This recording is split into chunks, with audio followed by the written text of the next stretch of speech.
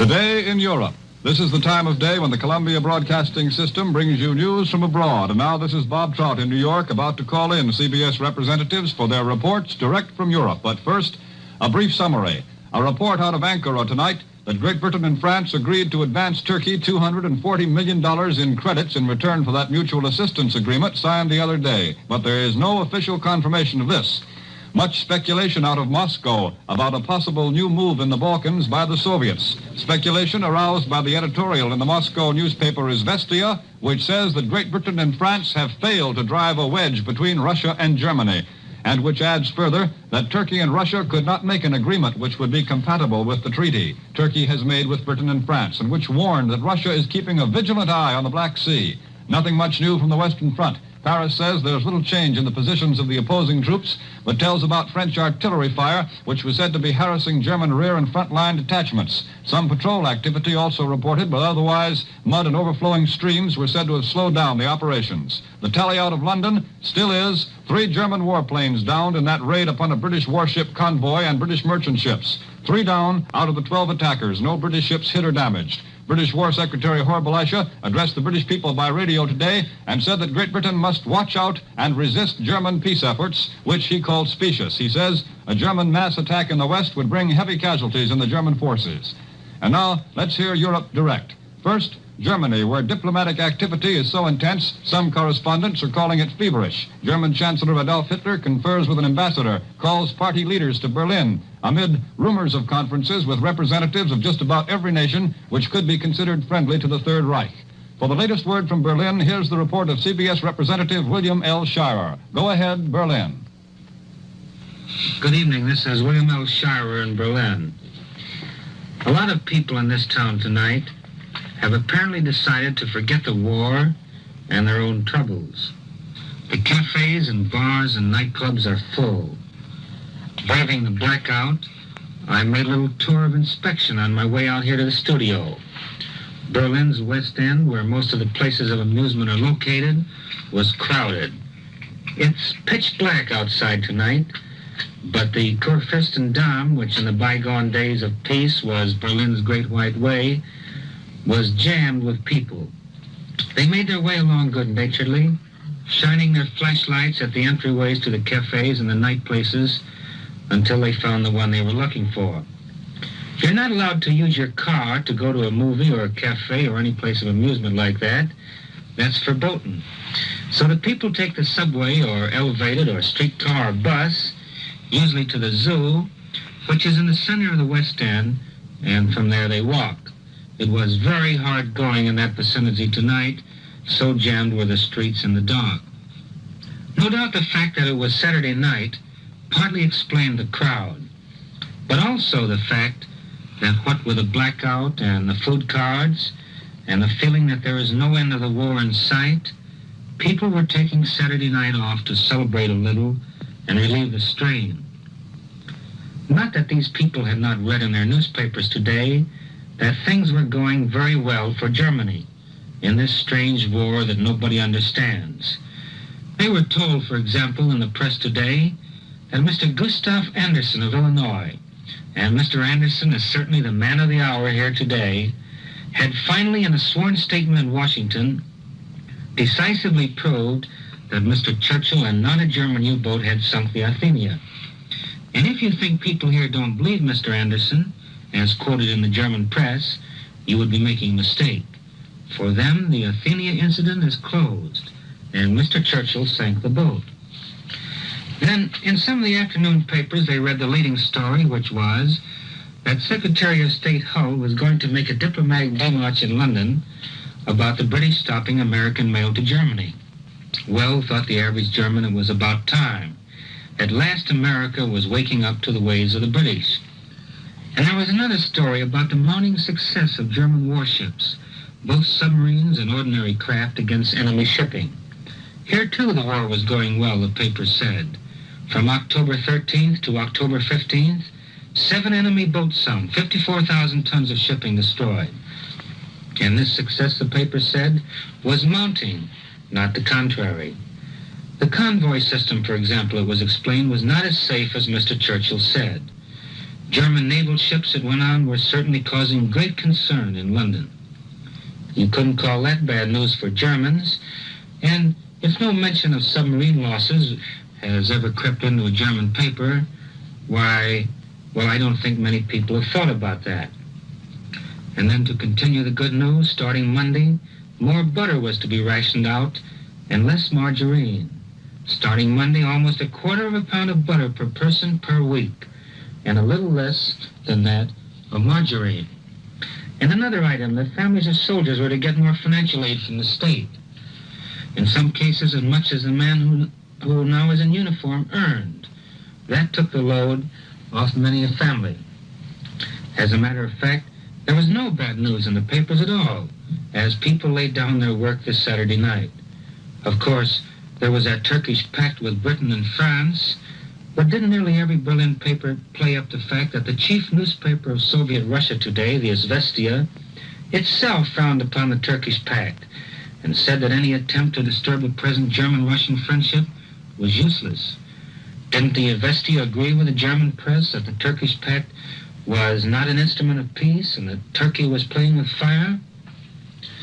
And then there was that item of human interest that Herr Hitler received a Slovak minister in Berlin today and informed him that Slovakia would receive back the territories taken from it by Poland in 1920, 1924, and 1938. Wasn't that being just and generous? No, the people here could well afford to spend a pleasant Saturday night in a cafe knowing that things were going all right. I did notice one thing this evening in one of the big hotels. Its lobbies were full of party leaders in the provinces, apparently summoned to Berlin. But why they were summoned, I don't know. I return you now to Columbia in New York. That was Berlin. Now the news from London, where the British War Secretary reported to the British public by radio today. A report now by the Chief of Columbia's European Representatives, Edward R. Murrow. Go ahead, London. This is London. For the first time, so far as is known in London, a British convoy of freighters has been attacked from the air. According to tonight's report, the convoy system, an effective defense against submarines, has met its first test from the air successfully. The raid on the flotilla of slow-moving freighters and their escort of warships apparently took place not far off the English coast in the North Sea. The sound of heavy gunfire was heard by people on the Lincolnshire coast. Reports indicate that the German raiders made 2 attempts to attack the convoy. This morning they were spotted by the convoy, which sent radio calls for help. A number of British fighting planes then drove the attackers off. The German planes returned in the afternoon. In a joint statement, the Admiralty and the Air Ministry announced that 12 German planes descended on the convoy. British fighting planes immediately engaged them. The statement says that at least 3 German planes were brought down, while a 4th raider, subjected to intense fire, was forced to land at sea. None of the British aircraft sustained casualties, says the official statement, and no freighter or escort vessel of the convoy was damaged. The announcement concludes with the statement that not all reports have yet been received. From all the news reaching London, it can be ascertained that the Germans have lost 1/4 of their planes each time an attacking force has come over. Some military experts have told me that a nation at war could not afford an average loss of more than 10% of its attacking aircraft. The Germans, according to British figures, have been losing about 25%. Mr. Horbelisha, the Secretary of State for War, broadcast to Britain tonight. He saw 3 courses open to Germany: to try and smash through by land, sea, and air, to remain quiescent in the hope that Britain would prematurely launch an offensive, or to lure the Allies into the discussion of specious peace terms. Germany would pay dearly for any massed attack upon the Maginot Line, said Mr. Horbelisha. The Allies would choose their own time for attack and would not risk armies unnecessarily. But it was the third alternative, the discussions of peace, about which Britain must be most carefully on guard, said the War Minister. No peace proposals, which rely for their sanction on a broken word, can be considered, he said. We are concerned with the frontiers of the human spirit. This is no war about a map, was another phrase. Time, he said, was on the side of the Allies. The Secretary of State for War is not alone in his concern about a German peace offensive. Today's Evening Standard has this to say: what will happen in England if winter comes but no land offensive? It may be that we shall have to suffer have to suffer the boredom, the blackout, and the bureaucrats without any compensating excitement. It may be that when the peace parties will raise their heads again. They will ask, why continue with a war which our enemy does not wish to fight? That is precisely what Hitler wants them to ask. Peace this winter, with his Polish conquest safely garnered, ranks even above his army as the instrument by which he may yet escape from his present corner and prepare for the march toward the domination of Europe. Mr. David Lloyd George made a speech today, too. He renewed his demand for a conference. You can be firm at a conference as well as on the battlefield, he said. A peace conference today would no longer be a Munich with its unready forces and its shivering diplomats bullied and hectored by the German dictator. We could quit the conference if Hitler showed that he meant to cling to his conquest, said Mr. Lloyd George. He denied that he was a peace at any price man. Britain was not a beaten nation. Far from it. He wanted closer contact with Russia. If a conference was called and collapsed, the whole world would then blame Hitler, according to Mr. Lloyd George. Today was registration day in England for the group of army conscripts between the ages of 20 and 22.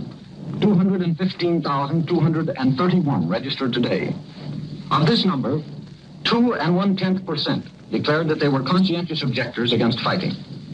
3,728 of these boys were drawn from England, 435 from Scotland, 393 from Wales. A total of 4,556 who declined to become combatants. They will eventually appear before examiners who will investigate their claims for exemption. Britain is now at the end of the 7th week of the war. Many aspects of the situation are not clear. Sometimes it's hard to tell the difference between military and diplomatic moves. The military moves can be charted on the maps, but I've seen no map which portrays the diplomacy and the propaganda. No flags or arrows indicating the lines of this war, for it's being fought all over the world. Everything is possible, but nothing is likely, is about the best short summary I've heard of the present position. I'm returning now to Columbia in New York. We've heard the report from London of the unprecedented attack on the British warship convoy of cargo ships by German warplanes. The war, stalled on land, goes on at sea. Now to discuss the military and naval aspects of the war, here is CBS expert Major George Fielding Elliott. Major Elliott. In this period of hesitation, perhaps the lull before the storm, it may be well to recall that from the British viewpoint at least, this is something more than a localized European war. Britain has a vast empire to think about. She has available the resources of that empire for her support, while her fleet continues, as it has for centuries, to command the sea routes by which those resources may reach the British Isles. But she must also remember the need for imperial defense. It is for this reason that the conclusion of the Turkish Pact has been hailed with such especial rejoicings in Britain. Englishmen see in Turkey a powerful ally commanding strategic positions in the Near East, standing across the path of any revival of the old German Drang nach Osten, the march to the east, to the oil fields of Iraq and the headwaters of the Persian Gulf. But this is a remote danger, perhaps, one whose accomplishment may well be impossible. A more immediate danger to the empire may be Soviet Russia. Russian troops on the Caucasian frontier menace Iraq as well as Turkey. Russian machinations in Afghanistan menace the northwest frontier of India at a time when much of the Indian army is absent in distant lands.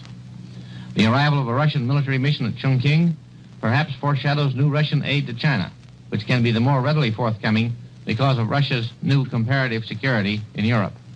A Bolshevized China would be a threat not only to India, but to all the hopes now entertained in London of reviving the once lucrative British trade with China. For the immediate moment, it might be an offset to possible Japanese aggression in the Far East, but in the long view, Britain could hardly regard such a development with complacency. It should not be forgotten that in British conservative circles, there still exists an almost hysterical fear of communism, together with a very real anxiety as to the future of British trade in the whole of the Orient. These may be important factors in the future decisions of the British government, as they have undoubtedly been in the past. It is at the center, however, of the sea power, which is the mainstay of the empire, that Germany strikes when she employs her air and submarine forces against British naval ships and bases. The attacks so far have been rather experimental than of a decisive character. though their results have been ominous. There are now current reports that disputes are in progress between the Army and Navy in Germany as to whether it is worthwhile to continue these operations on a larger scale, as the Navy contends, or whether a greater proportion of the Air Force should be employed to support the Army on the Western Front. If the reports are true, the outcome of this argument, said by the Paris Figaro to have been already won by the Army, may have far-reaching consequences as to the future conduct of the war. Meanwhile, note may be taken of the repeated reports that Germany has available a far larger number of submarines than had been officially admitted. Some estimates running as high as 200. One report states that some 6,800 German officers and men have been sent to Russia to bring to Germany 100 submarines built under German supervision in Russian yards for the German Navy. It is certain that Russia possessed at the outbreak of the war upwards of 130 submarines, perhaps as many as 160. Some of these are in the Far East, but others are certainly in the Baltic. But we are still waiting to learn where and how, and even if, Germany will begin that ruthless and relentless war of which her leader has warned the world. Perhaps an indication may be seen in the report just in that a squadron of 12 German planes has attacked a convoy of British merchant vessels. This is the first attempt of this sort in the war. The British report claims that 3 German planes were brought down and that none of the merchant vessels or escorting naval vessels were damaged. If true, this will be a discouraging beginning for the Germans in this form of warfare, save that the attack appears to have been beaten off by British shore-based aircraft, and that convoys attacked in less fortunate locations may prove less defensible against air attack. Meanwhile, Mr. Horb-Elisha, British War Secretary, warns his fellow countrymen against being seduced into listening to specious German peace offers, asserts that if the Germans attack in the West, they will suffer ruinous losses, while Britain must not be lured into attacking prematurely. He describes this war as being not a war about a map, but a struggle between good and evil, which Britain can have no thought of abandoning without achieving her purposes. Thus, while Britain continues resolute but maintains her defensive attitude, on this 51st day of the Second World War, both sides seem committed to a continuance of the struggle. By what means it will be continued, we should soon know. That was Major George Fielding Elliott. And now let's hear from France, a report from Bill Henry in Paris, who has returned from the front for this broadcast. Go ahead, Paris. During 2 weeks in France, in which I have toured practically all of the widespread establishments of the Royal Air Force, have talked with French soldiers from the Maginot Line. I have, in fact, a souvenir in the form of the Maginot Medal from the Strasbourg area, and have just returned from a visit to the British Army posts. I have learned that the absence of sensational battles has not meant the lack of activity over here. 2 weeks ago, I was able to tell Columbia listeners the strange news that no British fighting plane had yet battled a German plane, although British bombers had engaged in furious fights with the German Messerschmitts. If I said the same thing again tonight, it would still be true, but not for the same reason. 2 weeks ago, there were practically no British fighting planes in France. The British Air Forces were, at the request of the French, largely light bombers and reconnaissance planes.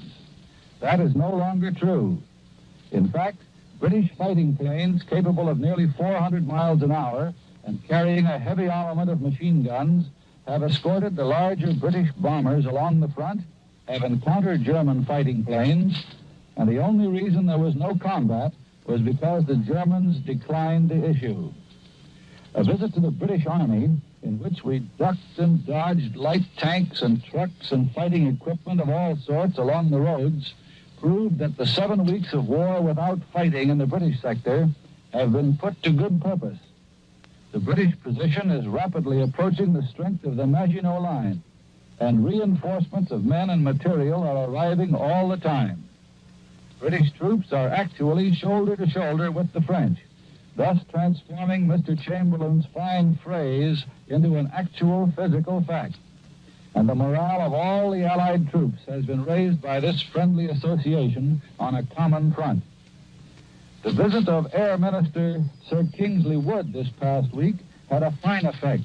His trip to the front-line airfields and his fine gesture in visiting not only the French Air Ministry, but also the French fighting squadrons, did much to cement the friendly cooperation between the Allied air forces. As far as the French are concerned, well, they're all right. Frenchmen can get more excited over very little and, by contrast, be more calm in the face of a great emergency than any race I've seen. One of the chaps from the Maginot Line, an infantry officer, described his feelings about the war by saying that Hitler's constant threats were like a bad tooth. You'll put up with it a couple of times if it isn't too bad, but if it shows signs of being chronic trouble, there's nothing to do but to yank it out. He was greatly pleased with the result of the recent activity in the area between the Maginot and Siegfried lines, in which the French have kept by far the greater part of the area which they took at almost no cost. And the portion which the Germans took back last week in an attack by 30,000 men was regained at enormous cost. The officer said he thought the French would be willing to bargain with Hitler on this same basis until Hitler ran out of both men and munitions. As for us, he said, nous avons beaucoup de temps. We have plenty of time. The absence of fighting, too, has enabled the thrifty French to complete their harvest of grapes in the Champagne region and of sugar beets to the northwest, in the regions fairly close to the fighting zone, soldiers having been released to assist in the harvesting. No, as far as the Allies are concerned, this war is going all right. There haven't been many glorious, blood-drenched battles, but if they can win the war this way, without wasting men and munitions or devastating the rich countryside, that's certainly a far smarter way to win it than by making history at the expense of lives. We return you now to Columbia in New York. That was Bill Henry in Paris. Now news from our own nation's capital, which today heard a remarkable statement from North Carolina Senator Robert Reynolds. A further report from Washington now by Albert Warner. We take you now to Washington. The Senate yields slowly, and the administration has just failed in its first effort to limit Senate debate on the neutrality bill. At the end of the afternoon, the Majority Leader, Mr. Barkley, finding that more speeches were to be made and consideration of amendments not yet started, proposed the limitation. He suggested no senator talk more than 1 hour on the bill and 30 minutes on amendments. When Mr. Barkley asked for unanimous consent for this program, the Minority Leader, Mr. McNary, objected. The fact is, though he did not state it, that Hiram Johnson, the veteran isolationist, and Pat McCarran, a Democratic ally, registered their opposition. But Senator McNary told Barkley he thought that on Monday an arrangement could be made for limitation on talk. And he congratulated Mr. Barkley on his generous conduct of the proceedings up to date. In spite of this delay, the end of the war of words is in sight. Both Barkley and McNary predicted a final vote would be reached by next Friday. Then the issue will be transferred to the more doubtful mercies of the House. As to the Senate, almost every observer agrees tonight that the bill will be passed and the arms embargo repealed by an overwhelming vote. Senator Burns, a strategist for the administration, tells us that at least 65 of the 96 members of the Senate will vote to end the arms embargo, which now prevents guns and airplanes from going to the belligerents, meaning for all practical purposes Britain and France. A new theory as to the sinking of the British liner Athenia with 300 Americans aboard was advanced by Senator Reynolds, the North Carolina Democrat, today. It wasn't a German submarine, it wasn't a British submarine which was responsible. It was a pirate of the sea sent out by Soviet Russia, the senator declared. While most Americans believe that Germany sank the Athenia, there has not been published a shred of concrete evidence to prove this, Reynolds said. It would have been the height of stupidity for the Germans to have done it, he declared, because the sinking was profitable to the British in inflaming public opinion against Berlin. But he said, I cannot believe that Britain would be so dastardly as to sacrifice American lives and the lives of other nationalities. Thereupon, Reynolds built up what he called a circumstantial case against Russia. It wanted Germany and Britain to wear themselves out, he said. So the alleged Russian sinking of the Athenia at the start of the war stiffened the British backbone by giving London the hope of American support. Reynolds even suggested that the Germans were thinking of a Russian submarine when they warned the United States that the American liner Iroquois was to be sunk. Russia is an ally of Germany, said Reynolds, but what an ally? An ally that would stick its grandmother in the back with a knife without batting an eyelash. When the debate was over for the day, some of us asked Majority Leader Barclay whether he, too, thought Russians had sunk the Athenia. He laughed. That was all. By the way, Konstantin Umansky, the young Russian ambassador to the United States, is at last returning here. Through all the kaleidoscopic changes in Soviet policy, the Russian embassy has been represented here by only a non-English speaking second or third secretary. Some there were who thought Umansky might never return. In his diplomatic career, he enjoyed the friendly sponsorship of Maxim Litvinov, whose own career as Soviet foreign commissar ended abruptly last spring. That neutrality debate brought up another subject today. Senator Vandenberg feared that the cash and carry neutrality program and the Treasury's standing offer to buy all gold at $35 an ounce would bring to the United States all the yellow metal in the world, just to be buried in a hole in the ground in Kentucky, perhaps to become well-nigh useless metal. By the way, some 40 members of the Senate have made speeches now, but the heartiest of them all is Senator Wiley, a Wisconsin Republican. He has listened to every single address. When the floor was otherwise almost deserted, Mr. Wiley was there. He wasn't reading a newspaper, he was actually listening. Today, at last, he was going to make a speech himself, but they squeezed him out. He will have to wait till Monday. The perfect listener, he gave his own purely personal verdict of the talk today. Some of it is analytical, some of it is distinguished, most of it is bunk. That's Wiley's verdict. We return you now to New York. That was the report in Washington of CBS representative in the nation's capital, Mr. Albert Warner, who was telling us the latest news from Washington, D.C. During this broadcast period, we heard the report first from Berlin of Mr. William L. Shirer, and then we heard London, hearing a report there from Edward Murrow. Bill Henry, who just returned from the front for this broadcast, spoke to us from Paris, and then Major George Fielding Elliott gave us a report of the military and naval aspects of the war here in New York. The report from Washington concluded this broadcast period. Just a reminder now that at 8:55 Eastern Time, Columbia brings you the nightly broadcast of Elmer Davis and the news.